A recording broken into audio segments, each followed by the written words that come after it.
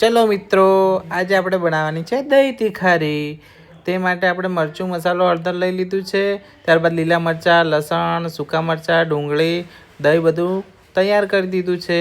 જો આ છે આપણું લીલું લસણ, લીલી ડુંગળી, સૂકા મરચાં, સૂકી ડુંગળીને બધું તૈયાર કરી દીધું છે। હવે આપણે તેલ એડ કરી દેવાનું છે, ત્યારબાદ રાઈ જીરું ને કડી પત્તા એડ કર્યા, ત્યારબાદ લસણ થોડું એડ કરી દેવાનું છે અને ડુંગળી એડ કરી છે। હવે સૂકા મરચાં એડ કર્યા, ત્યારબાદ થોડી હિંગ એડ કરી અને હવે તેને મસ્ત રીતે આપણે ફેરવી લઈશું અને થોડા મરચાં લીલા એડ કરી દીધા। હવે જો સૂકા મરચાં પણ અંદર એડ કરી દીધા છે।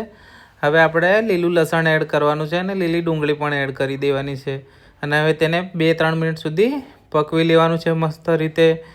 ત્યારબાદ આપણે જો જે લીલું લસણ હતું તે અંદર એડ કરી દીધું દહીંમાં અને મસ્ત રીતે તેને આપણે ફેરવી લેવાનું છે। દહીં મસ્ત રીતે હાથથી જ આપણે બનાવી લીધું છે। હવે તેને આપણે વઘાર કરી દઈશું। વઘાર કરીને મસ્ત રીતે દહીંને ફેરવી લેવાનું છે।